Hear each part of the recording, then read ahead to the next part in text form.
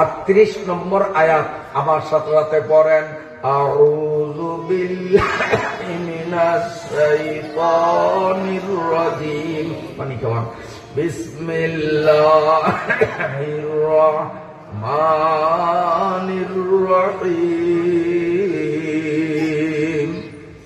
বিতাড়িত শয়তানে মারদুদ থেকে আল্লাহর নিকট আশ্রয় প্রার্থনা করছি। পরম দাতা দয়ালু বিধাতা আল্লাহর নামে আরম্ভ করছি। কুলনা বিতু মিনহা জামিয়া, শাব্দিক অর্থ, বেশি গরম নিয়ে আবার একটু ঠান্ডা লাগবে। আয়াতের শাব্দিক অর্থ, কুলনা, আল্লাহ বলেন আমি বলছি, ইহবিতু, তোমরা সব কয়টা নামো, জামিয়া, একটাও বাদ থাকতে পারবা না, সব কয়টা নামো। ফাইম্মা, যদি কখনো, ইয়াতিয়ান্নাকুম, নিশ্চয়ই তোমাদের কাছে আসে, মিন্নি, আমি আল্লাহর পক্ষ থেকে, হুদা, হেদায়েতের বাণী, ফামান তাবিয়া হুদায়া, ফলশ্রুতিতে যেই ব্যক্তি আমি আল্লাহর পক্ষ থেকে প্রেরিত হেদায়েতের বাণী মানিয়া চলিবে, ফালা খাউফুন আলাইহিম, তাদের কোনো ভয় নাই, ওয়ালা হুম ইয়াহজানুন, তাদের কোনো দুশ্চিন্তাও নাই। এই হলো আয়াতের বাংলা অর্থ। আয়াত আরবি ভাষায়, অর্থ বললাম বাংলা। এইবার একটু ব্যাখ্যা। আচ্ছা, আপনাকে কষ্ট হয়নি? এবার আসুন ব্যাখ্যা কি। আল্লাহ বলেন আমি বলছি নামো। নামো কইলে কি বোঝা যায়? উপরের থেকে নামে না নিচের তনে নামে? কথা কোন নাবি? নিচে যদি থাকে তাইলে বলতো আমি বলছি ওঠো, তাইলে বোঝা যায় যে নিচে আছে। আমি বলছি নামো, তাই যারে বলছে সে উপরে আছে না নিচে আছে? তাহলে এই আয়াতের বর্ণনা প্রক্রিয়াই বোঝা যায় আল্লাহ যাদেরকে নামতে বলছে তারা কোথায় ছিল? উপরে। উপর থেকে এরা নামছে সবাই। সবাই মানে 4 জন। কয়জন? লিস্টি দিমু 4 জনের। কে কে? 4 জনের মধ্যে আমিও একজন, আমরাও একজন। 4 জনের আল্লাহ বলছে নামো। এই 4 জন নামিয়া 4 দেশও পড়ছে। কে কে? আদম একজন, উনি পড়ছেন সুরাইনদ্বীপ নামক পাহাড়ে, শ্রীলঙ্কায়। আমি যাই নয় ওই দেশে, তবে নেটের মাধ্যমে আমি ওই জায়গাটা দেখছি। আদম আলাইহিস সালাম ওই যে জান্নাতের থেকে টাচ করিয়া ওই পাহাড়ে পড়ছে, পড়ার সাথে সাথে ওনার পায়ের একটা যে চিহ্ন দাগ পড়ছে, আল্লাহ তাআলা ওই দাগটাকে আইজো রাখছে। আমার চোখ দিয়ে আমি দাগটা দেখছি। হযরত ইব্রাহিম আলাইহিস সালাম কাবাঘর যখন তৈরি করছে, একটা পাথরের উপরে দাঁড়ায়া দাঁড়ায়া ওয়ালে গাঁথনি দিছে। ইব্রাহিম আলাইহিস সালামের পায়ের একটা চিহ্ন ওই পাথরের উপরে পড়ছে। আমি দেখছি। এরকম দেহনিয়া মানুষ এখানে আরো অনেক আছে যারা হজে গেছেন। আল্লাহর ঘর 7 চক্কর দেওয়ার পরে ওই যে গ্লাস ফিট করা একটা মিনারের মতো এনো 2 রাকাত নামাজ পড়ছেন, ওইটার মধ্যেই ইব্রাহিম আলাইহিস সালামের ওই পায়ের চিহ্ন অঙ্কিত পাথরটা সংরক্ষিত। এখনো সিপাহের চিহ্ন আছে। তো আল্লাহ নামতে কইছে কারে কারে? আদম রে নামতে কইছে। নামছে আদমে। কোথায় নামছে? নামছে শ্রীলঙ্কার সুরাইনদ্বীপ নামক পাহাড়ে। 2 নম্বর আদমের বউ, কি নাম? হাওয়া। উনি ওনারও কইছে নামতে, উনিও নামছে। উনি নামছে কোথায়? জিদ্দায়। ওই যে হাজী সাহেবরা হজ করতে গেলে ঢাকা বিমানে উঠলে ওই সৌদি আরব যেই জায়গায় নামায় ওই জায়গার নাম হইল জিদ্দা। এই হাওয়া পড়ছে জিদ্দায়। নামছে কয়জন? 4 জন। অবাই পাইলেন কয়জন? আর 2 জনের যে কমুনা থাকবো কইতাম আর দুইজনের মধ্যে একজন হইল ইবলিস। একজন কি? ইবলিস। এই চোরায় পড়ছে দেমেশকে। কোথায়? দেমেশকে। মধ্যপ্রাচ্যে একটা রাষ্ট্রের নাম দেমেশক। এই ইবলিসিয়া চোরায় পড়ছে দেমেশকে। 4 নম্বরে একটা সাপ। এগুলার পিছনে অনেক কারণ আছে, সেই কারণ বলতে পারবো না, সময় লাগবে, এই জন্য শুধু 4 জনের নাম বলছি। এই 4 জন একসাথে কেমনে হইল আর 4 জনের নামনের হুকুম কেন দিল, ওই ব্যাখ্যা দিলে আমি যে আল্লাহর পরিচয় দেওয়ার চিন্তা করছি সেই সময় পাবো না। কারণ কিনতে বেয়ার না হইলে বেচতে বেয়ার হয় না। আইসি তো দেরিতে, সময় অহনই হয়ে গেছে অনেক, এই জন্য অনেক কথা আমি ফাঁস কাটে না যায়, উপায় নাই। তো কয়জনের নামতে কইছে আল্লাহ? আদম, হাওয়া, ইবলিস, সাপ। সাপ পড়ছে স্পেনে, একটা রাষ্ট্রের নাম স্পেন। ইংরেজিতে কয় স্পেন আর আরবিতে কয় স্পেহান। দেশ একটাই, আরবিতে কয় স্পেহান আর ইংরেজিতে কয় স্পেন। বাংলাতেও ইংরেজি শব্দটাই ব্যবহৃত হয় স্পেনে। এই 4 জন 4 দেশে পড়ছে। পূর্বর্তন পড়ছে না পরিবর্তন পড়ছে? কারণ আল্লাহ বলছে ইহবিতু। ইহবিতু মানে নামো। নামও কইলেই বোঝা যায় ওনারা উপরে আছে।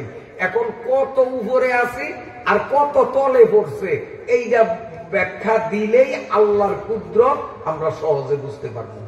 কত উপরের থেকে কত তলে পড়ছে এইটা বোঝার আগে বলেন, মনে করেন এদিক তাকান, এই একটা থালা, এই গ্লাসটারে বানাই নেওয়া একটা গর্ত, গভীর গর্ত। একটা মানুষ টুক ঘুরিয়ে এটা মধ্যে গেছে পড়িয়া, এই মানুষটা খুব গভীর, এই মানুষটাকে উঠতে পারবো? সম্ভব মতো না। কিন্তু এই মানুষটা ওখানে থাকা, এটা কি বুদ্ধিমানের কাম হইব? তার ওঠার চেষ্টা করা লাগবো না? কারণ সে তো ব্যাঙ না, সে তো সাপ না, সে কুচিয়া না, সে পোকা না। সে যদি সাপ কুচিয়া ব্যাঙ থাকতো তাহলে মনে করতো বলছি তো বলছি আমি এনি চাই, কিন্তু সে তো মানুষ। মানুষ তো এই গভীর গর্তের তলে কেন থাকবে? মানুষের কাম তো হইল উঠার জন্য চেষ্টা করা, কিন্তু যেহেতু গর্তটা খুব গভীর এই জন্য হাজারো চেষ্টা করলেও উঠা তার সম্ভব হবে না, কিন্তু তার উঠা দরকার। এই জন্য কেমনে উঠবে? উঠতে হইলে কয়টা জিনিস লাগে? উপরে একজন হৃদয়বান ব্যক্তি থাকা লাগে, আপনার ইমাম সাহেবের মতো এরকম একজন অন্তরওয়ালা মহাব্বতের মানুষ উপরে একজন থাকা লাগে। এবং উপরে যিনি আছেন উনি শক্ত একটা রশি নিচের দিকে সারণ লাগবো, আর নিচে যেই বেড়ায় পড়িয়া গেছে এই বেড়ায় শক্ত ভাবে একবারে দুইয়াতে শক্তি দিয়া দড়িটারে ধরা লাগবে, হট দিতে পারবো না। ঠিক আছে নি? এরপরে উপরে যিনি আছেন উনি ওই রশিটারে আস্তে আস্তে টানতে হইব, তাইলে এই লোকটা গর্তের তো নড়তে পারবো নি। আমি মেসালটা বুঝতে পারছি না, আয়াত বুঝতে হইলেই মেসাল বুঝতে হইব। এখন উপরে যদি হৃদয়বান ব্যক্তি না থাকে তো রশি ছাড়বো কে, আর এতে উঠবই বা কেমনি? ঠিক আছে না? তাহলে উপরে হৃদয়বান একজন থাকা লাগে, আর থাকলেই হইব না, ওনার কি সারণ লাগবো? রশি। রশি পচা ছাড়লে হইব না সত্য সারণ লাগবো?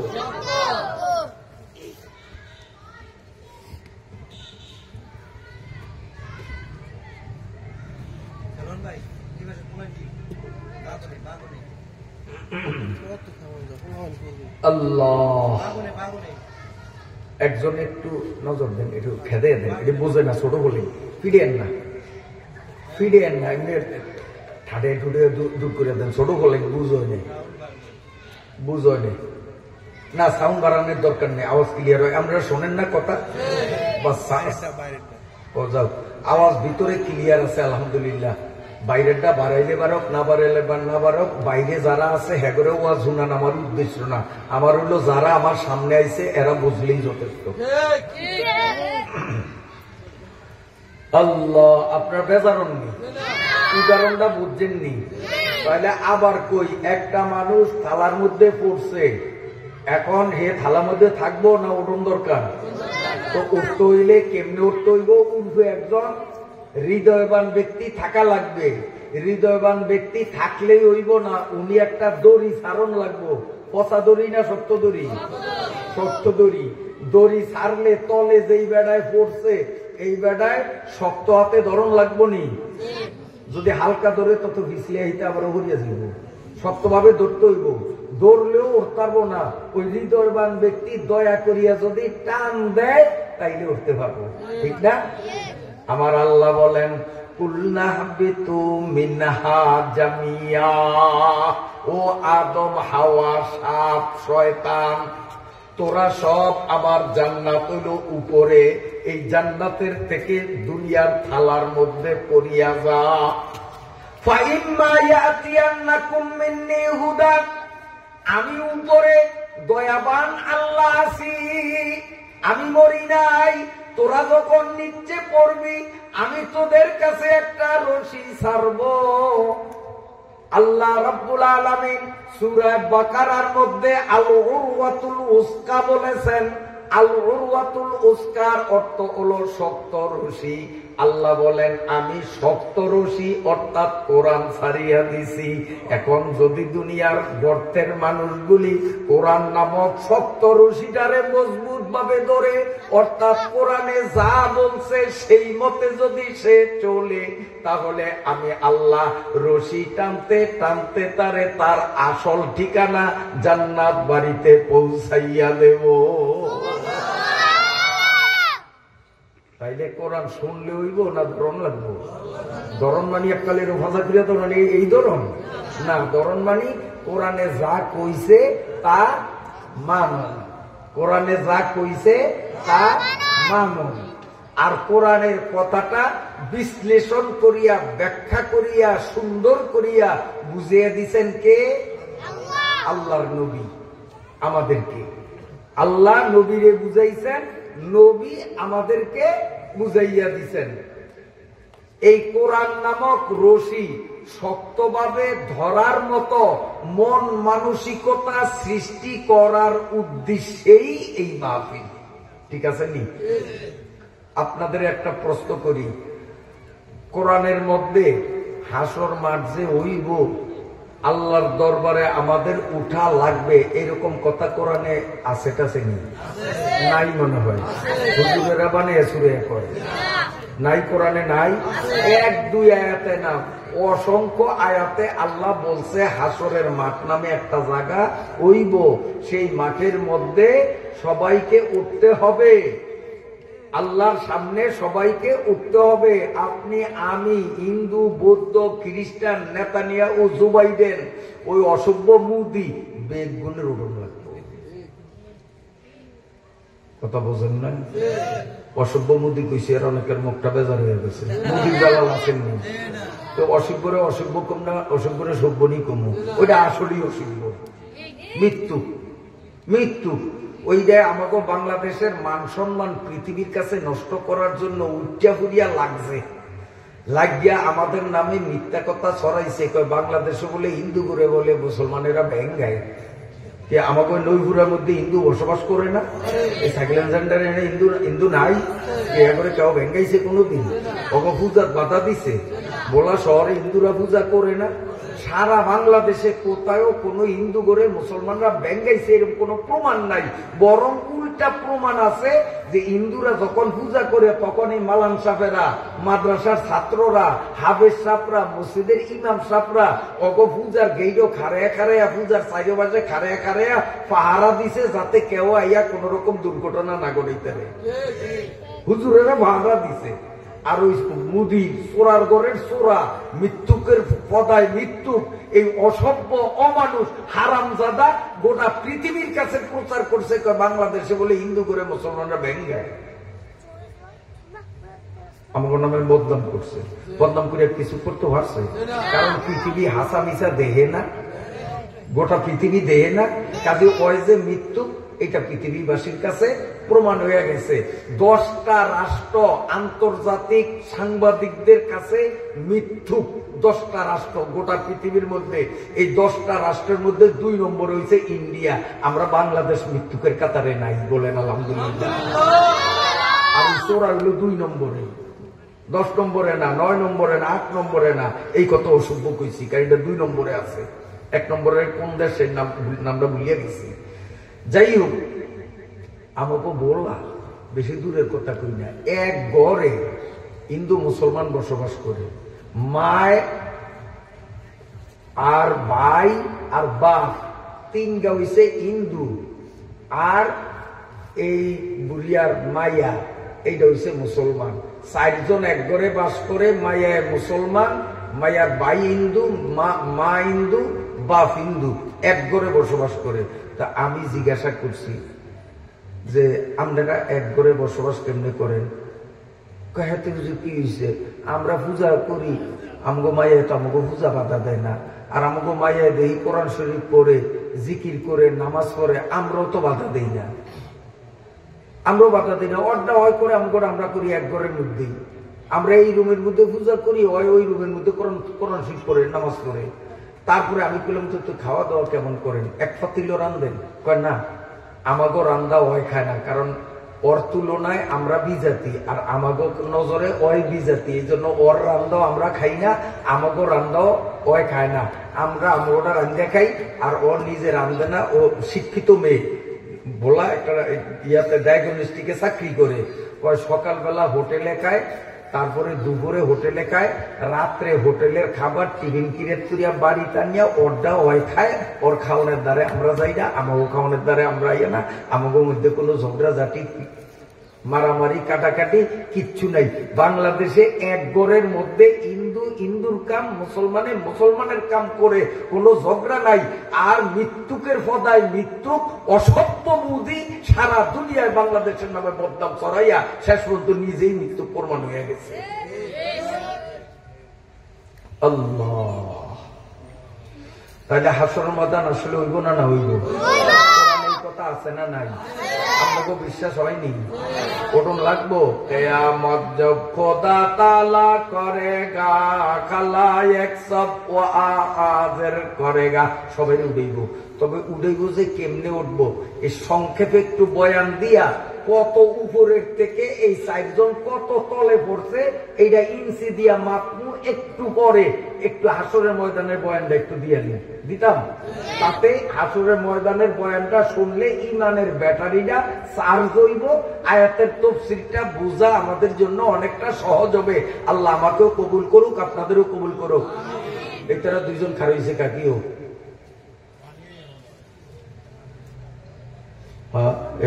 এই তো বুদ্ধির করিছে বেড়া। খারে থাকলে তো আমার ডর করে লাগে, যখন আমার ধরবো। কেউ এই যে মুরগিরা খারে দিচ্ছেন, এটা খারাপ দেখা যায়, বাজ্যে ঘুম যান, আল্লাহ বসতে আর নাইলে বলে খারে থাকতে পারবেন না কেউ আমার চোখের সামনে। এটা কোরআনের মাহফিল, রং তাফসীরের মাহফিল না। শোনেন, এখন হাসরের মাঠে মানুষ উঠবে 12 দলে। কয় দলে? এখন আপনারা কোন দলে উঠতে নিয়ত করবেন? আজকে ফাইনাল নিয়ত করবেন। আমারটা আমি নিয়ত করছি, আপনারা নিয়ত করবেন। মোট কয় দলে উঠবে? এই 12 দলের মধ্যে 11 দল যাইব দোজকে, 1 দল যাইব বেহেশতে। আপনারা কোন দলে? 12 নম্বর যেই দল, এই দল যাইব কোথায়? বেহেশতে। আর 1 থেকে 11 পর্যন্ত এরা বিশ্রী, কুশ্রী, অসুন্দর, বিপদগ্রস্ত হইয়া উঠবে। ব্যক্তি যাইব কোথায়? জাহান্নামে। আপনারা ওই 11 নম্বরে থাকতেন চান না 12 নম্বরে যাইতেন চান? এই 12 নম্বরে যাতে যাইতে পারি, নিজের সেই মানের বানানোর জন্যই আজকের এই মাহফিল। মাহফিলের উদ্দেশ্য, টার্গেট আগে ঠিক করি। কেন এই মাহফিল? যাতে হাসরের মাঠে 12 দল যে উঠবে, এই 12 দলের মধ্যে 11 দল কপাল পোড়া, এটি দোজকে যাইব, জান্নাতে যাইব। কয় দল? 1 দল। আমরা এই দলে থাকতে নিয়ত করি তো ইনশাল্লাহ। এই 11 দল কারা আগে চিনতে হইব, এরপরে 1 দল কারা এইটাও চিনমু। বিস্তারিত বলবো না, সংক্ষেপে বলি। 1 নম্বর দল, হাসর মাঠে কিছু মানুষ উঠবে যাদের এই গলার থেকে নিচের অংশ মানুষ, কিন্তু গলার থেকে এই উপরের অংশটা থাকবে বান্দর। বান্দর বান্দর বান্দর মার্কা হয়ে উঠবো একদম। এটি কারা? সাহাবা একরাম জানতো সে হুজুর, এই কপাল পোড়া হতবাগা বান্দুরিয়া মানুষ কুন্ডি। নবী কয় যেদিনে দুনিয়াতে বান্দরামি করে এডি। হুজুর বুঝি নাই বান্দরামি করে মানি কয় যেদিনে ফিতনাবাজি করে। দুনিয়াতে যেগুলি নে কি করে ফিতনাবাজি করে, ফিতনা পর্যন্ত ফিতনাবাজি করে, এদিনে কিয়ামতের মাঠে কোন চেহারা নিয়ে উঠবে? যেমন উদাহরণ দেই, পর্দা করা শরীয়তে ফরজ না নফল? কিন্তু বর্তমানে এরকম লম্বা জামা পাগড়ি টুপিওয়ালা কিছু মৌলবি বাইরিছে, এরা কয় মহিলারা মুখ খোলা রাখলেও কোনো অসুবিধা নাই, মহিলাকে মুখ পর্দার আওতায় নাই। এই ফিতনা ছড়াইছে না না ছড়াইছে? এইটাও বান্দরামি করছে, এইটাও এই মৌলবিও হাসরের মাঠে বান্দরের চেহারা হইয়া উঠবো। আবার আমাদের সমাজে ইদানিং কালে কিছু মৌলবি বাইরিছে, এরা কয় ভিতরের নামাজ 3 রাকাত পড়ন লাগবো না, 1 রাকাত পড়লেই চলবো। এই কথা কয়নিও একদল তথা কথিত আহলে হাদিসরা বলে রমজান মাসে তারাবি 20 রাকাত লাগবো না, 8 রাকাত পড়লেই চলবো, আর লাগবো না, কয়নিও। এডি কি ফিতনা না? কথা কোন এডি ফিতনা না? এরপরে আর একদল কয় আমরা তাবলিগ করি, অথচ আমরা লেদা কালের থেকে শুনে আইছি তাবলিগের উসুল হইছে 6টা। জানেননি আপনারা? যারা তাবলিগও গেছেন এরা কলেমা, নামাজ, তারপরে এলেমো জিকির, তারপরে একরামুল মুসলিমিন, তারপরে তাসিয়ানিয়ত, তারপরে তাবলিগ। এই তাবলিগের উসুল কয়টা? 6টা। কিন্তু বর্তমানে একদল ফিতনাবাজ, এরা 6টার তনে 2টা বাদ দিছে। 2টা বাদ দিলে আর টিকছে কয়টা? কয়টা? তো এরা 4টা যদি মানে, তো এরা কি তাবলিগ করে? কারণ এরা তো উসুলই বাদ দিল। উসুল মানে ফাউন্ডেশন, বিল্ডিং এর ফাউন্ডেশন যদি বাদ দেন তো বিল্ডিং থাকবো? তো ওই চোরারা তো 6 উসুলের 2 উসুল বাদ দিছে। তো 2 উসুল বাদ দিয়া কয় আমরা তাবলিগ করি, আমরা ইস্তেমা করুম। ও গাদা, তুই তো ফাউন্ডেশন কাটতে দিস, তুই কি এর তাবলিগ করস? তুই তো ফিতনাবাজ, বান্দরের আকৃতিতে কিয়ামতের ময়দানে উঠবি, কারণ তুই সমাজের মধ্যে ফিতনা ছড়াস। তাবলিগের 6 উসুলের 2 উসুলের বাদ দিয়া নিজের তাবলিগওয়ালা পরিচয় দিয়া সমাজের মধ্যে একটা ফিতনা ছড়াইছ। আসলে তাবলিগে কোনো ভাগ হয় নাই। তাবলিগ আগেও একটা ছিল, এখনো তাবলিগ একটা, কিয়ামত পর্যন্ত তাবলিগ একটা থাকবে। ওই যেডি হরিয়া গেছে এডি হলো ফিতনাবাজ, এডি তাবলিগে তো হরিয়া গেছে, তাবলিগ ভাগ হয় নাই, তাবলিগ ঠিকই আছে, এডি ফিতনাবাজ। 2টা উসুল বাদ দিছে কি? 3 নম্বর এলেম ও জিকির। 3 নম্বর উসুল কি? এই এতদিন পর্যন্ত ওই চোরারা মিম্বরে বইয়া 6 উসুল বয়ান করতে গিয়া কয় 3 নম্বরে এলেম ও জিকির। এলেম 2 প্রকার, ফাজাইলে এলেম, মাসাইলে এলেম। ফাজাইলে এলেম তালিমের হালকায় বসিয়া শিখিব, মাসাইলে এলেম বড় বড় আলেমদের কাছে যাইয়া শিখিব। হাসিল করার তরিকা এরকম কইছে না? এই মিম্বর বইয়া কয় নাই চোরারা। আর এই চোরারা এখন কয় কি? কয় তাবলিগও আবার আলেমগো দরকার নাই। কি কয়? তাবলিগে আলেমগো দরকার নাই। তাহলে এলেমও জিকির বাদ দিছে না না দিছে? জিকির তো করেই না, এরপরে আলেমও লাগে না তাগো, আর নাইও আলেম। কারণ এই বন্ডগোলকে আলেমরা যাইব, আলেমরা কি বেনুম তেল খাইছেনি? একবারে রামদাসপুরের থেকে নিয়া ডালসর পর্যন্ত, মেঘনার থেকে নিয়া তেতুলিয়া পর্যন্ত আমাদের ভোলাডানিয়া যদি আমরা বিচার করি, তো ওই আতাতিগো পক্ষে একটু আলেম আছে। আমি নাম কইয়া দেই, এর নাম হইল মাওলানা মোহাম্মদ আলী, বাড়ি হইল দক্ষিণ আইসা বাস স্ট্যান্ডের উত্তর পাশে, হের মাদ্রাসা বাড়িও হেন। এই একটা মালানা ওই দলে আছে। আর যত মালানা, যত আলেম ওলামা, সব তবলিগ কাবিল মসজিদ থেকে যেটা হয় সঠিক তবলিগ, সমস্ত আলেমরা সেই তবলিগের পক্ষে। তো কোন আলেমরা যেটার পক্ষে সেটা সঠিক না বেটি? আর যেটার পিছে গুন্ডা পান্ডা সারা বছর শয়তানের বন্ধ দ্বারা দিছে, আকাম কুকাম করছে, করিয়া চিল্লা তিনডা দিয়া, মাথার পাগড়ি, হাত তসবি, লম্বা জুব্বা লইয়া দরবেশ সাজছে। ওই বুম মারলে আলামদু সুরা বাইর হইব না, ওই শরীয়তের কোন মাসলা মাসাইল জানে না, কোরআনের একটা আয়াত পড়তে পারে না। আর এই গাদার ঘরের গাদা বেয়াদব কয় তবলিগে আলেম লাগবো না, আলেম গো তবলিগ কি? আর আলেমরাই তো তবলিগের জন্ম দিছে। হযরত মাওলানা ইলিয়াস সাহেব রাহমাতুল্লাহ আলাইহি তবলিগের প্রতিষ্ঠাতা, উনি মূর্খ না আলেম? এই গাদা, তোদের মতো কি এরকম গুন্ডা পান্ডামি করিয়া ইলিয়াস রহমাতুল্লাহ আলী শেষ জমানায় দরবেশ সাজ্জা তাবলীগ শুরু করছে? ইলিয়াস রহমাতুল্লাহ আলী ক্লাস 1 থেকে টাইটেল পর্যন্ত লেখাপড়া করিয়া আলেম হইয়া উনি তাবলীগ জন্ম দিছে। আর তাবলীগের মধ্যে আলেম লাগবে না কর? তোরা যে বন্ড, এই তোদের কথাই প্রমাণ হইয়া যায়। কাজী তোরা এই বন্ডামি করিয়া যে ফিতনা ছড়াইছ, জানিয়া রাখো কিয়ামতের আদালতে বান্দরের আকৃতিতে ওঠা লাগবে। এতাতিদের একটাও মানুষের সুরত নিয়ে উঠতে পারবে না, আমার নবীর হাদিস দ্বারা প্রমাণ। যদি কোনো এতাতির বুকে বল থাকে তো আয়, চ্যালেঞ্জ কর, আমি হাদিস দেখাইলাম, তুই যদি পারস তো হাদিস দেখা, আয়াত দেখা। আর দেখাবি কি দিয়া? বোম মারলে তো আলান্দু সুরও বাইলিব না করতে। কথা ঠিক না বেঠি? এটি ফিতনাবাজ। ফিতনাবাজরা উঠবে বান্দরের আকৃতিতে। আল্লাহর নবী বলেন আরেক দল মানুষ হাসরের ময়দানে উঠবে, তাদের চেহারা থাকবে শুয়োরের মতো। নাউজুবিল্লাহ। সাহাবারা জানতে চাইলেন, ইয়া রাসূলুল্লাহ, শুয়োর মার্কা হাসরের মাঠে মানুষ উঠবে, এরা কারা? অপরাধ কি? আল্লাহর নবী বলেন সুদ খাওয়া হারাম।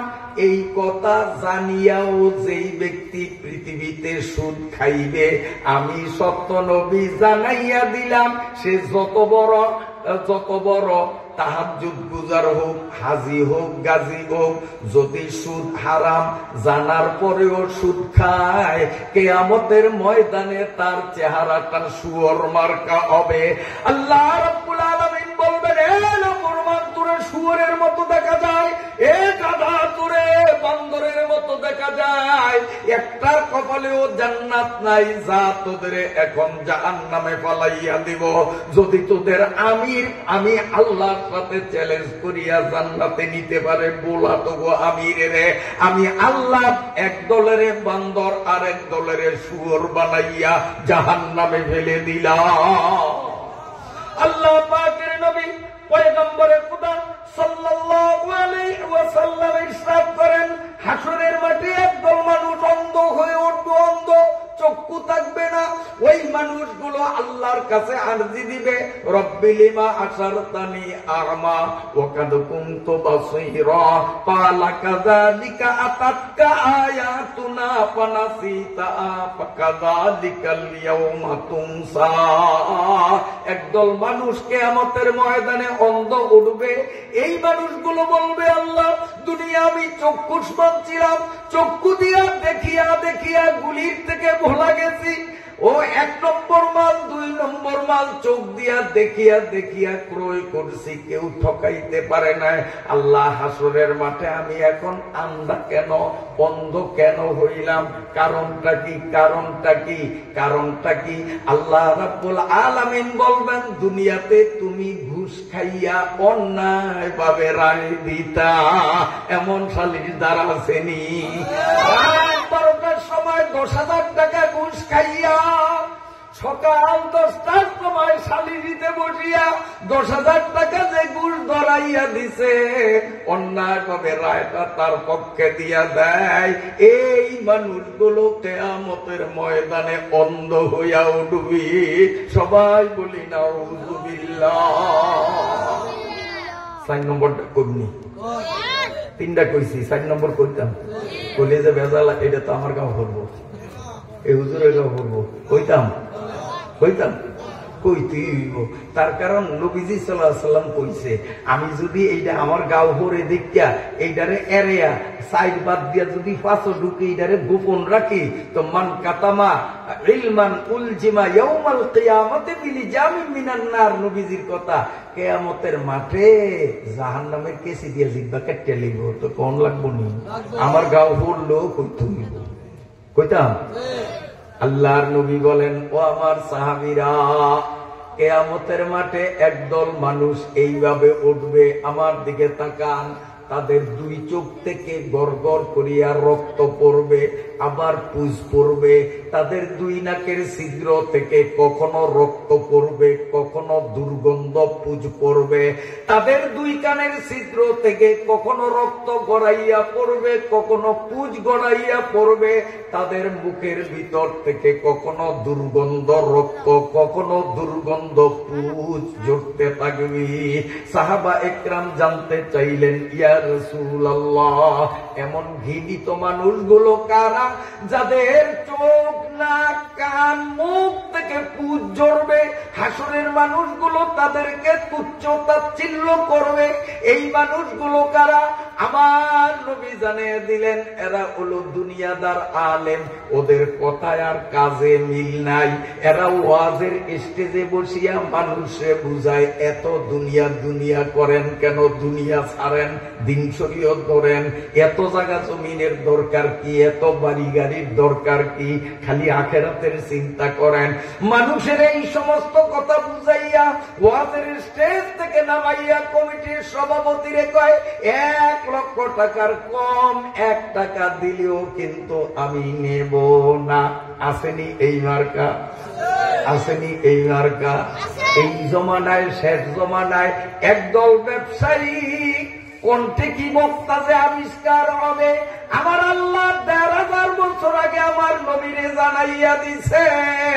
এই জন্য ১,৫০০ বছর আগে আমার নবী ক্লিয়ার জানাইয়া দিলেন, শেষ জমানায় এমন একটা মুহূর্ত আসবে, দুনিয়াদার আলেম মানুষের কইব দুনিয়া ছাড়ো, দুনিয়া ছাড়ো, আর মানুষ থেকে নিজেরা বস্তা ভরিয়া দুনিয়া নিবে।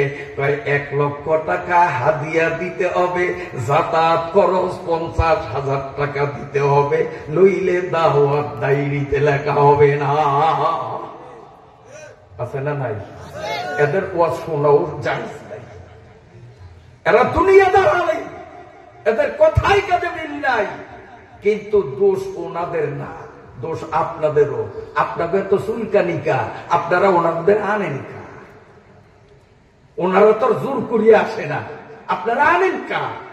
ভালো আলেম আপনাদের চোখের তলে পড়ে না? হ্যাঁ, যদিও পড়ে ভালো আলেম, ২,০০০ টাকা হাদিয়া দিতে কলজা ছিঁড়িয়া যায়। আর যেইটা ওই কমেডিয়ান বক্তা, যেটা কৌতুকি বক্তা, যেটা এইভাবে দুনিয়াদার বক্তা, তারে ১.৫ লক্ষ টাকা দিয়ে হাসিয়া খেলিয়া দেন, দিয়ে গর্ব করেন, আমরা কম দিছি নি, ও মুখে 1 লাখ টাকা দিছি, আমরা ১.৫ লাখ টাকা দিছি। আরে দোষ আলেমের যা, তার চেয়ে বেশি দোষ আপনাকে। এই আলেমরা নষ্ট হয়েছে আপনাকে কমিটির কারণে। বড় দোষী আপনারা, তফসির কমিটি। আপনাদের বিচার আগে হওয়া উচিত, কারণ আপনারা হক্কানি আলেমদেরকে মূল্যায়ন করেন না।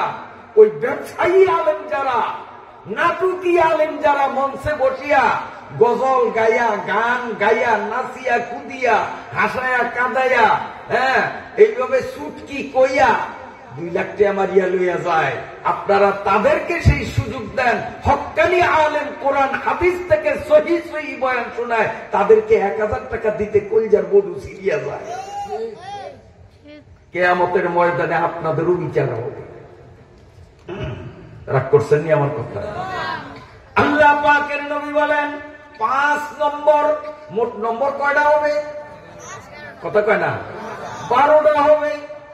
12টার মধ্যে 11টা কপাল পোড়া, একটা কপাল জোড়া। আমরা ইনশাআল্লাহ 12 নম্বরে থাকবো। কি বলেন? ঠিক আছে নি?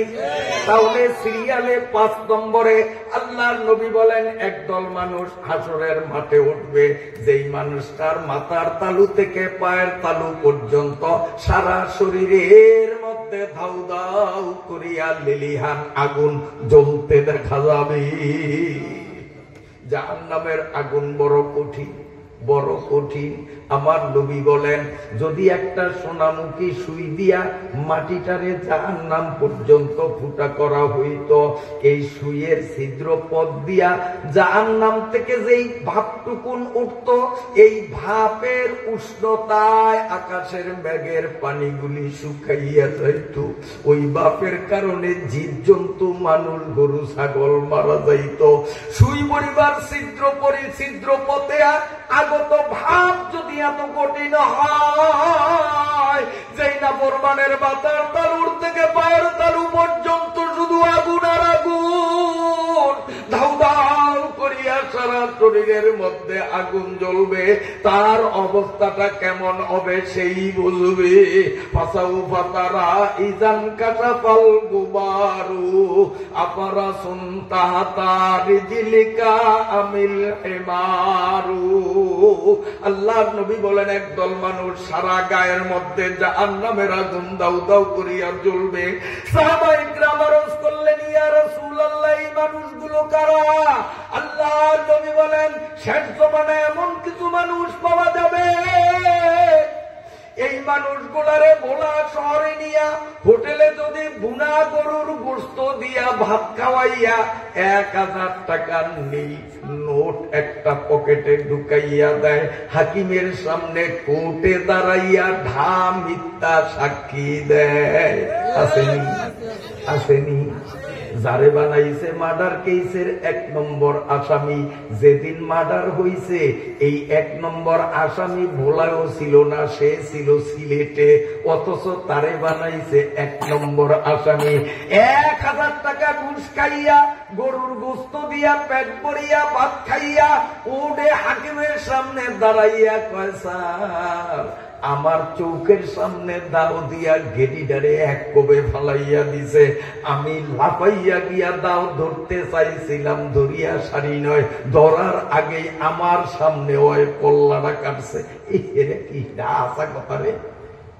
এরকম সাক্ষী দেয়নি? অনেকে ভালো করিয়া জানেন, আমার নবী 1500 বছর আগেই জানাইয়া দিছেন, ঘুষ খাইয়া যারা মিথ্যা সাক্ষী দিবে এই মানুষগুলো হাসরের ময়দানে যখন উঠবে সারা শরীরের মধ্যে আগুন আর আগুন। সবাই বলি নাউযুবিল্লাহ। আমার নবী বলেন, আরেক দল মানুষ হাসরের মাঠে উঠবে মাতাল পাগল। রাস্তার পাগলের যেমন উত্তর দক্ষিণ নাই, একেবারে বেদিশা, এইরকম পাগল আকৃতিতে 7 নম্বরের মানুষগুলো উঠবে। সাহাবারা জানতে চাইলেন, হুজুর এই মানুষগুলো কারা? আল্লাহর নবী বললেন, এই মানুষগুলো ওরা যাদের সামনে আলেম ওলামারা কোরআনের আয়াত থেকে আমার হাদিস থেকে হক কথাগুলো জানাইছে, এরপরেও বুঝিয়া শুনিয়াও তারা হক কথা গ্রহণ করে নাই। যেমন আজকে আমি নামাজের ওয়াদা নিলাম, রোজার ওয়াদা নিলাম, এগুলা বুঝাইয়া তারপরে ওয়াদা নিলাম, কিন্তু যদি এরপরেও রোজা না রাখে, নামাজ না পড়ে, আমার নবী জানাইয়া দিলেন এই মানুষগুলো হাসরের মাঠে পাগল হইয়া উঠবে। সবাই বলি নাউযুবিল্লাহ। আল্লাহর নবী বলেন, আল্লাহ পাকের নবী বলেন, 6 নম্বর গেল, 7 নম্বর একদল মানুষ হাসরের ময়দানে যখন উঠবে তাদের মাথার চুলগুলো হবে অনেক লম্বা। এই চুলগুলোরে ফেরেশতারা পাকাইয়া কাশি বানাইবে, রশি বানাইবে। রেন্ডি গাছ যারা কাটে মোড়া কাশি ব্যবহার করেনি, এই নাফরমানগুলোর মাথার চুলগুলো অনেক লম্বা হবে।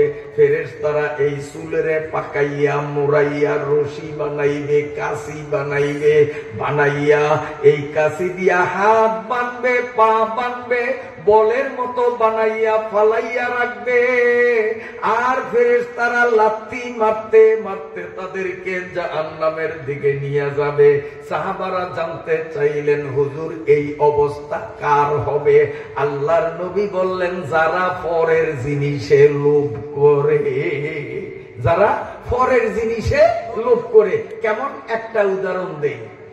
নিজের বউ, কিন্তু বউর দিকে লোভ নাই, শালির দিকে লোভ।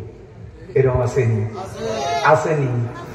বউর কাছে কল দেও না, বউ কল দিল সে সময় নেই, কমাই নেই, খালি কলটা একবারে বেলা কৃষ্ণে ভালো দেবো, বল লোকে কয় এরকম। আর শালির লোকে টিয়া যদি নাও তাই কোম্পানির তো আওলাদ করিয়া লইয়া তারপরে দোকান থেকে বাকিতে টাকা ঢুকাইয়া ঘন্টার পরে ঘন্টা শালির লোকে সিও আলাপ করে, এরকম দুলাভাই মনে হয় দুনিয়াতে নাই। নিজের বউ ভালো লাগে না, শালি ভালো লাগে, তাহলে পরের জিনিসের প্রতি লোভ না। কারণ ওই তোর শালি তো আরেকজনের, হে আরেকজনের বউ ওই বউ, এত বিয়া হয় নয় ওই বউ, তোর বউ তো আর উঠবো না, তুই তোর নিজেরটা ছুঁয়া আরেকটার উপরে লোভ করলি কেন? এরপরে মনে করেন আপনার এই জমিনটা সবটা ওই রাস্তার কানি দিয়ে একজন গরিব মানুষ মাত্র 2 শতাংশ জমিন, ওই ভাষা অন্যের জমিন, আমনের লোভ পড়ছে জমিন এটা আমার লইতে হইব, ছলে বলে কলে কৌশলে প্রভাব খাটাইয়া ওই গরিব মানুষটারে উৎখাত করিয়া ওই জমিন দখল করে, এরকম লুবি মানুষ সমাজে আছে না? না। আল্লাহ পাকের পয়গম্বর রাসূল খোদা সাল্লাল্লাহু আলাইহি ওয়াসাল্লাম বলেন, পরের জিনিসে যারা লোভ করে, পরের জিনিসে যারা লোভ করে, এই মানুষগুলোরে চুলের কাছি দিয়া ফেরেশতারা হাসরের ময়দানে উঠাইবে। আল্লাহ বলবেন, তুই যে পরের জিনিসে লোভ করতি, আজকে স্পষ্ট হইয়া গেছে, তোরে এখন জাহান্নামে দেব, আমার জান্নাতে তোর জায়গা হবে না। চিল্লা বলি না আউযুবিল্লাহ। 8 নম্বরে একদম মানুষ, কষ্ট হয়নি আপনাদের? 8 নম্বরে একদম মানুষ, আমার নবী বলেন, হাসরের ময়দানে তারা উঠবে, তাদের গায়ে এমন পোশাক থাকবে যেই পোশাক থেকে দুর্বিষহ দুর্গন্ধ ছড়াইবে, ওদের পোশাকের দুর্গন্ধে গোটা হাসরবাসীরা অতিষ্ঠ হইয়া যাবে, নিজের পোশাকের দুর্গন্ধ নিজেও সইতে পারবে না। সাহাবারা বললেন, হুজুর এরা কারা? আল্লাহর নবী বললেন, এরা হলো যারা গীবত করে। তারা গীবত বুঝেননি? এগুলোর ব্যাখ্যা দেব না, কারণ আয়াতের তাফসীরে যাওয়া লাগবে। গীবত পুরুষদের তুলনায় মহিলাদের মধ্যে গীবতের প্রবণতা অনেক বেশি। 3-4টা মহিলা একসাথ হইলেই স্বামীর নামে গীবত। বাপের বাড়িতে গেলে স্বামীর নামে গীবত আছে না? নাই। ওই আয়াত ধরছি, একটু ইশারা দিলাম, গড়িও চাইলে গড়ি চামচ যদি সময় থাকে তো মহিলাকে ওয়াজ, ইনশাল্লাহ ওয়াজ কারে কয়, কোরআন শরীফের 5 নম্বর ফারাত তো ইনশাল্লাহ দিয়ে দিব। আমার আয়াতগুলি মুখাস্ত আছে কারণে কোরআন শরীফ খোলা লাগে নাই, যে ইন্ডিয়া মুখাস্ত নাই হেন্দিয়া খুলিয়া নি, আমি হাফেজ না, তবে মুখাস্ত যে ইন্ডিয়া আছে এনে তোর খোলানোর দরকার নেই, ঠিক আছে না? এমন মহিলাগুলো শুনিতাম না, কাম হইব না, গড়িয়ে না কয়, তাইলে এবার ডাইরেক্ট একবারে সুশির মতো 12টা নম্বর দিয়ে দেই। 8 নম্বরে এই গীবত যারা করব, এরা এগোইব দুর্গন্ধযুক্ত পোশাক। আরেক দল মানুষ হাসরের মাঠে উঠবে, আমার দিকে চান, দোনো হাত এই বগলের এন্তন নাই, 2 হাতের একা, 2 ঠ্যাং, এই রানের গোছার তো নাই, খালি শরীর কেন আছে, খালি গড়াগড়ি করবো। সাহাবা একরাম জিজ্ঞাসা করলো, হুজুর এরা কারা? এরা হলো ওরা যারা প্রতিবেশীরে কষ্ট দেয়। কেমনে একটু উদাহরণ না দিলে বুঝবেন না। এই আমি আমার ঘরের চাল দিলাম, এখন আমার চালের পানি পাশের গড়ালার জালনা দিয়ে ঘরের মধ্যে ঢুকে, এখন হেই বেটায় যদি আমারে কয়, আপনি চালটা এমনি দিচ্ছেন, এই যে আমাকে কষ্ট হয়, আমাকে ঘর ভিজা যায় পানি করে, আমার জায়গাতে আমি চাল দিছি, তোর জায়গা দিছি, তুই ভাবলে কিছু করিস, এরকম আসেনি? সমাজে আসেনি এরকম? তো প্রতিবেশীরে কষ্ট দেয় না? এইরকম প্রতিবেশীরে যারা কষ্ট দেয়, এই মানুষগুলো হাসরের ময়দানে এই কায়দায় উঠবে, এদের হাতও থাকবে না, পাও থাকবে না। এই জন্য প্রতিবেশীর সাথে ব্যবহার ভালো করতে হবে না খারাপ করতে হবে? ভালো ব্যবহার করতে হবে। 10 নম্বরে একদল মানুষ উঠবে বেহুশ, পাগল না কিন্তু বেহুশ, বুঝলেন না? পাগল না, মাতাল না, বেহুশ, হুশ নেই। এই মানুষগুলি কারা? সাহাবারা জানতে চাইলে আল্লাহর নবী বললেন, এই মানুষগুলি ওরা যারা মসজিদ ঘরে বসিয়া দুনিয়ার আকতা কুকতা করে। আমাকে সমাজ তৈরি না, আরে হংস আর্জেন্টিনা গোল যে দিছে মসজিদ ঘরে বইয়া করে, এটা আখেরাতের কথা না দুনিয়ার কথা? দুনিয়ার কথা। এরকম দুনিয়াবি কথা যারা মসজিদ ঘরের মধ্যে বলবে, এরা বেহুশ অবস্থায় হাসরের মাঠে উঠবে, এদেরও ঠিকানা হবে জাহান্নাম। গেল 10। 11 নম্বর, একদল মানুষ উঠবে বোবা। আমার দিকে চাপ, কোনো কথা কইতে পারবো না, বোবা বোবা বোবা। সাহাবারা কয়, হুজুর এরা কারা? নবীজি বললেন, এরা হইল ওরা যারা গরিব দুঃখী মানুষের সামনে, আমি কম, হ্যাঁ আমার সামনে এরকম আসেননি। আমগো সমাজে এরকম কিছু লোক আছে, গরিব মানুষ চার দোয়ান করে বুলবুলা বেছে, গরিব মানুষ এ দিয়ে সংসার চালায়। কিন্তু নেতা কিসিমের কিছু মানুষ আছে, খাইয়া কতক্ষণ গপ গুজারি মারিয়া মোবাইল টোবাইল দিয়া ফেসবুক চালিয়া টালিয়া আস্তে বিল না দিয়ে আটকিয়া যাই দিয়া। আসেননি তো দোয়ানদার বেচারা তো গরিব মানুষ, শর্মে বর্মে কয় না, ঠিক আছে পরে খুঁজবো, আর দোয়ানি আইয়া না। 3 দিন পরে আবার দোকানে আইছে, আইজো বেলা দিব, বুঝলেন?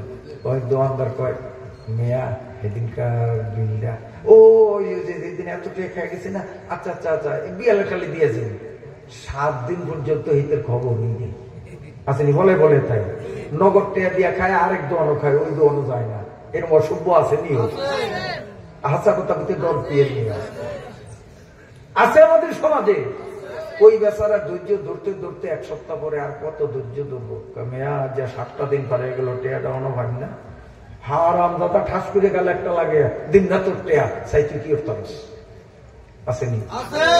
আল্লাহর নবী পয়গম্বরে খোদা সাল্লাল্লাহু আলাইহি ওয়াসাল্লাম বলেন, এইরকম অহংকারী দাম্ভিক জালিম এরা কিয়ামতের ময়দানে বোবা হইয়া উঠবে, তাদের মুখ বন্ধ হয়ে যাবে। কারণ দুনিয়ার মুখ চালাইছে বেশি, সুফাউদ্দিন বন্ধ হয়ে যাবে। কয় নম্বর গেছে? কয় নম্বর গেছে? আর আছে 1 নম্বর। আল্লাহর নবী বলেন 12 নম্বরে একদল মানুষ হাসরের মাঠে উঠবে, যাদের চেহারাটা হবে উজ্জ্বল পূর্ণিমা চন্দ্রের মতো, চকচক করতে থাকবে।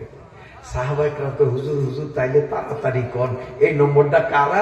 আমরা এই নম্বরে ঢুকবো, ওই 11 নম্বরের দ্বারেও যাবো না। আপনারা একমত আছেন নি? ওই 11 নম্বর দ্বারেও যাবো না। হুজুর এই মানুষগুলো কারা, তাড়াতাড়ি কইয়া দেন। আল্লাহ পাকের নবী বলেন, ও আমার সাহাবীরা, আমার যেই উম্মত গুলো নামাজের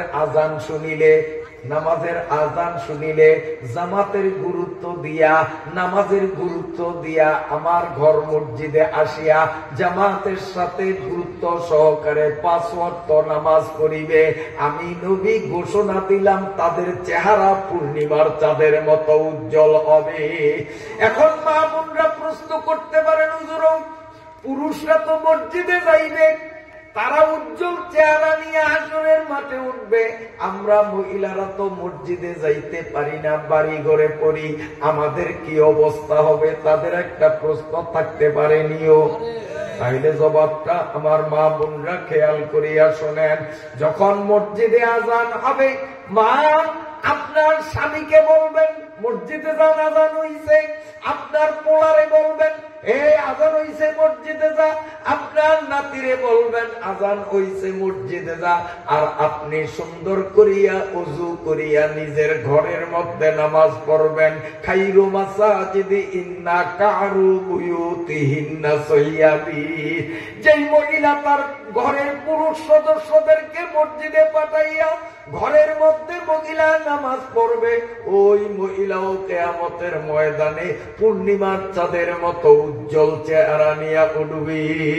যখন উজ্জ্বল চেহারা নিয়ে উঠবে, আল্লাহ রাব্বুল আলামিন পরওয়ারদিগারে আলম বলবেন, তোমাদের চেহারা যখন উজ্জ্বল ঝলমল করে, এখন এই চুলের থেকে চিকন, হীরার থেকেও ধার, 30,000 বছরের পলসেরাত আমি আল্লাহ বিদ্যুৎ গতিতে তোমাদের পার করাইয়া দেব। বিদ্যুৎ গতিতে, কারেন্ট যেই গতিতে চলে, সেকেন্ডে 1,86,000 মাইল, এই গতিতে পলসেরাত পার করিয়া দিবে। তখন একদল মানুষ হয়তো আল্লাহর কাছে বলবে, এটি আল্লাহ জানে, তাই আল্লাহ তার নবীরে জানাইছে। একদল মানুষ খুব, আল্লাহ আল্লাহ আমারও কিন্তু হাক্কা ফারনের অভ্যাস নেই, ব্যাকে হাক্কা ফাড়িতে পারে? এই ব্যারাম আমারও আছে। হাক্কা ফাড়িতে কিন্তু আমারও কিন্তু কলজা দুপুর দুপুর করে। নারকেল গাছের মোটা হাক্কা হেয়া ফাড়িতে গেলে কলজা দুপুর দুপুর করে। আর মানুষে দিয়ে যে সিয়ন বাসের হাক্কা দৌড়িয়ে ফাড়িয়ে যায়, ধরনীয় ধরন লাগে না, আসেনি? আল্লাহ জানেন, তাই নবীরে জানাইছেন একদল নারী আর পুরুষ আল্লাহর কাছে বলবে, মাবুদ এই বিদ্যুৎ গতিতে, দ্রুত গতিতে এই পুলসেরাতের হাক্কা পার হওয়ার সাহস আমাদের নাই। আল্লাহ দয়া করিয়া তুমি যদি একটা নৌকার ব্যবস্থা করতা, মাবুদ গো আমরা নৌকা দিয়া ওপারে পার হইতাম, হাক্কা পারানের সাহস আমাদের নাই। আল্লাহর কাছে নৌকা চাইব, আল্লাহ নৌকা দিতে পারবো না? আল্লাহ পারবো না? পারবো না? আল্লাহকে আমি নৌকার ব্যবস্থা করিয়া রাখছি। এখন যে ওই হাক্কা পাড়াইয়া যাইব বিদ্যুৎ গতিতে, যাইলে যাও। আর যারা হাক্কা পাড়াইতো কলজা দফর দুফুর করবো, হেগুলো গিয়া নৌকা রেখে দেবো, হেরা নৌকা দিয়া পাড়িয়ে যাইব, কোনো ঝামেলা নাই। সুবহানাল্লাহ। তাইলে বিদ্যুতের গতিতেও হাক্কা বাড়াইতে পারবো, অথবা হাক্কা চরণ লাগবো না, একবারে ডাইরেক্ট নৌকা দিয়া বেহেশতের গেড়ে যান গিয়া। আর নৌকাটা কোনটা? সাহাবীরা জানতেছে যে হুজুর আল্লাহ নৌকা ভাই বুঝে, নৌকা কি গেছেন, আবার টিকবনি, আবার না কোনো অ্যাক্সিডেন্ট করবো, ডুববে যাইবনি। আল্লাহ নবী বলেন, আমার সাহাবীরা রে, যেই মসজিদে 5 ওয়াক্ত নামাজ জামাত হয়, জুমার নামাজ হয়, আল্লাহ নবী বলেন দুনিয়ার যেই মসজিদ গুলিতে 5 ওয়াক্ত আজান হয়, জামাত হয়, শুক্রবার দিন জুমার আজান হয়, জামাত হয়, আমি আল্লাহ রাব্বুল আলামিন ওই জুমা মসজিদ গুলারে নৌকার মতো পুলসেরাতের ঘাটে বিরাইয়া রাখবো। যারা হাক্কা পাড়াইতে ভয় পায় তারা এই মসজিদ দেখিয়েছে, এইটা দিয়ে আমাকে খলিগা আল্লাহ দান মসজিদ, এটা দিয়ে তালুকদার বাড়ি মসজিদ, মানে প্রত্যেকে যার যার এলাকার মসজিদ দেখেই চিনবে। তো এখন সিনিয়া মসজিদের মধ্যে যেরকম ঢোকে কোনো সংকোচ নাই, সেই দিনও প্রত্যেক মুসল্লি যে যেই মসজিদে নিয়মিত নামাজ পড়ে মসজিদটা দেখিয়া চিনবে, ওই মসজিদের মধ্যে আল্লাহ রহমাতিক কইয়া ঢুকবে, চোখ ফাজায়া সারবো না, এই মসজিদটা নৌকার মতো এক লাফে একবারে জান্নাতের গেটের সামনে গিয়ে বেরিয়ে দেবে। নামাজ লাগবো তো ইনশাআল্লাহ। আয়াত পড়ছি সূরা বাকারা, শুরু করবো না মুনাজাত দেব। আল্লাহর কুদরতের পরিচয় একটু হইলেও দিতাম, কারণ সময় জীবন অনেক বেশি হয়ে গেছে। আমার ঘড়িতে 11টা বাজতে 10 মিনিট। হ্যাঁ, আমরা দিব না, শেষ দিতাম, তাহলে একবারে ছোট্ট করিয়া দিই, বিস্তারিত দিন না। হ্যাঁ, বিস্তারিত দিন না, আল্লাহর পরিচয়টা দিই। আল্লাহ নাম তো কইছে উপরের থেকে নিচে নামছে, এখন কত উপরের তন কত নিচে নামছে, গর্তটা গভীর কদ্দূর, এইটা একটু আপনাকে হিসাব দিন। আমি আপনি আমরা একটা জগতে বাস করি, এই জগৎটার নাম কি? পৃথিবী। জানেন না? আমরা বাস করি কোথায়? না আকাশে বাস করি? আমরা যেই জগতে বাস করি এই জগতের নাম কি? পৃথিবী। এই পৃথিবী ছোট্ট একটা গ্রহ, বেশি বড় না, ছোট্ট, 20 কোটি বর্গ কিলোমিটার। এই পৃথিবীর ব্যাস হলো 20 কোটি বর্গ কিলোমিটার। ছোট্ট বলে এত বড় না, ছোট্ট কইলেন কা, মানে এরপরে যেডি আইতেছে হেডিনের তুলনায় ছোট, আসলে জিনিস ছোট না। কথা বোঝেন নাই? হ্যাঁ, এই 20 কোটি বর্গ কিলোমিটারের পৃথিবীতে আমি আপনি বাস করি, আবার এই পৃথিবীটাও আরেক জগতে বাস করে। এই পৃথিবীটা বাস করে আরেক জগতে, সেই জগৎটার নাম হইল সৌরজগৎ। সেই জগতের নাম কি? আমরা যেই জগতে বাস করি এই জগতের নাম পৃথিবী, আর পৃথিবী যেই জগতে বাস করে সেই জগতের নাম সৌরজগৎ। এখন সৌরজগৎটা কি? এই পৃথিবীর থেকে অনেক অনেক গুণ বড় বড়, একটা আর দুইটা না, 100, 200 না, 15,000 কোটিরও অধিক গ্রহ মিলিয়া হয় একটা সৌরজগৎ। একটা সৌরজগতের মধ্যে 15,000 কোটিরও অধিক গ্রহ বাস করে। পৃথিবী একটা গ্রহ, চন্দ্র একটা গ্রহ, সূর্য একটা গ্রহ, এটি সব কিন্তু সৌরজগতের মধ্যে। এইরকম গ্রহের সংখ্যা হলো কয়টা? 15,000 কোটি, 1 কোটি 2 কোটি না। আর এই যে আমার দিকে চান, এই যে 15,000 কোটি গ্রহ, একটার উপরে একটা কিন্তু একটা লোকের বাজুনিয়া না, একটার থেকে একটা কত দূরে? এই পৃথিবী নামক গ্রহের সবচেয়ে কাছের গ্রহ যেটা, সেই গ্রহের নাম হইল মঙ্গল গ্রহ। এটা একবারে ধারে, সূর্য অনেক দূরে, সূর্য একটা গ্রহ। সূর্য হইল পৃথিবীর থেকে 9 কোটি 33 লক্ষ মাইল দূরে, 9 কোটি 33 লক্ষ মাইল দূরে হইল সূর্য। এই পৃথিবীর একবারে দ্বারের গ্রহ যেটা, এইটার নাম হইল মঙ্গল গ্রহ। দ্বারেরটার নাম কি কন? মঙ্গল গ্রহ। এইটা যে দ্বারে কত মনে হয় 1.5 কিলোমিটার ভিতরে, তাহলে 2 মাইল বা 2.5 মাইল। ওরে বিজ্ঞানীরা কয় পৃথিবীর থেকে মঙ্গল গ্রহের দূরত্ব হইল 8 কোটি কিলোমিটার। তাইলে এবারে দেখছেন, এই হইল দুনিয়া, আমার বামারটা হইল দুনিয়া পৃথিবী, আর এইটা হইল 15,000 কোটিরও অধিক গ্রহের মধ্যে এইটা একটা দ্বারের গ্রহ, এইটার নাম মঙ্গল গ্রহ। এইটা একটা পৃথিবীর দ্বারের, এই দ্বারেরটাই পৃথিবীর থেকে দূরত্ব হইল 8 কোটি কিলোমিটার। এই মাঝখানের গ্যাপ এত উপরে, আর বাকিটি তো আরো কত উপরে। এইরকম বড় বড় 15,000 কোটি গ্রহ যেই সৌরজগতে বাস করে, সৌরজগৎটা ছোট না বড়? কত বড় কল্পনা করা যায়? কত বড় সৌরজগৎ! এই সৌরজগৎটা বাস করে আরেক জগতে, সেই জগতের নাম হইল গ্যালাক্সি জগৎ। বলেন, সৌরজগৎ বাস করে কোন জগতে? গ্যালাক্সি জগৎ। এখন গ্যালাক্সি জগৎ কারে কয়? একটা গ্যালাক্সি জগতের মধ্যে 15,000 কোটিরও অধিক সৌরজগৎ বাস করে। সৌরজগৎ কত বড় আগে বুঝাইলাম।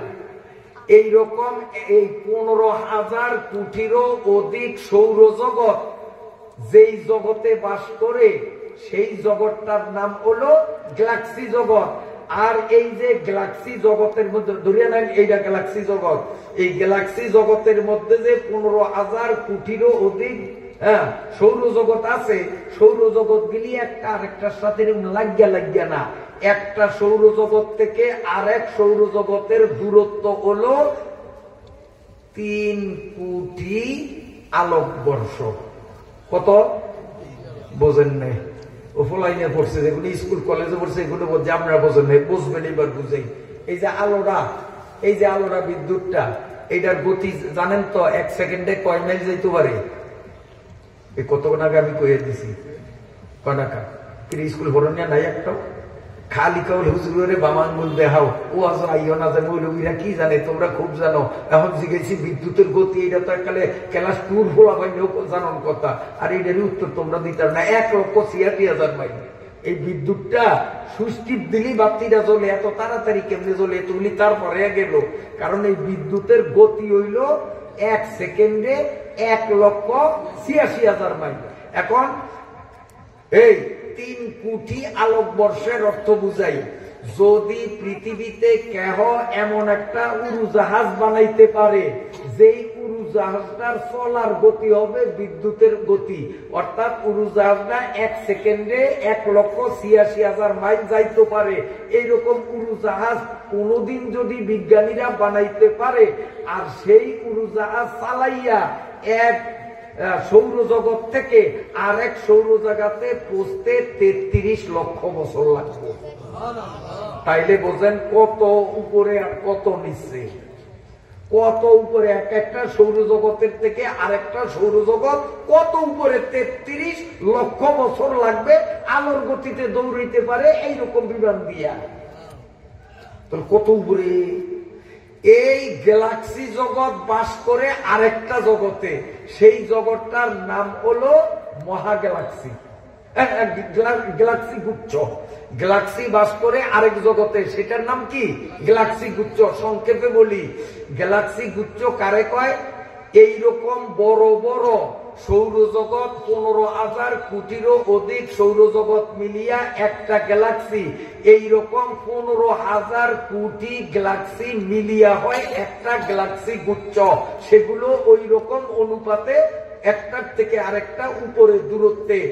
এই গ্যালাক্সি গুচ্ছ বাস করে আরেক জগতে, সেই জগতের নাম হলো মহা গ্যালাক্সি। বর্তমানের বিজ্ঞানীরা অত্যাধুনিক প্রযুক্তি খাটাইয়া 15,000 কোটি মহা গ্যালাক্সি আবিষ্কার করতে পারছে, এখনো আসমান আবিষ্কার করতে পারে নাই, এখনো আসমান খুঁজিয়া পায় নাই। এই মহাশূন্য নিয়ে গবেষণা করিয়া পৃথিবী, তারপরে পৃথিবীর থেকে যাইতে যাইতে মহা গ্যালাক্সি, তাও একটা দুইটা না, 15,000 কোটি মহা গ্যালাক্সির সন্ধান বিজ্ঞানীরা বাহির করছে, এখনো আসমানের নাগাল পায় নাই। আসমান তার থেকে আরো কত উপরে সেটা আমার আল্লাহই জানে।